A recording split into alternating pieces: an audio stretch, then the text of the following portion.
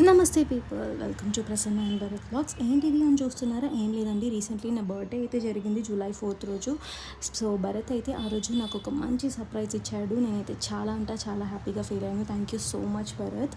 So terrace పైన అయితే plan చేశారు, మంచి ప్రొఫెషనల్స్ లాగా క్రియేట్ చేశారనమాట. వాళ్ళ ఓన్ ఐడియా ఇది.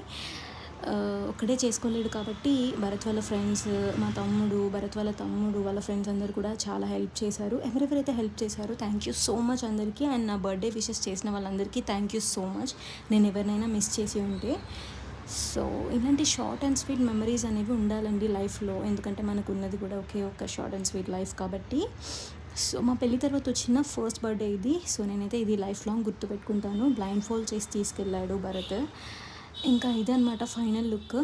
సో అబ్బాయిలు అప్పుడప్పుడు ఇలాంటి సర్ప్రైజెస్ ఇస్తూ ఉండండి అమ్మాయిలకి, బద్ధకాన్ని బెడ్షీట్ వేసి పడుకోబెట్టకుండా.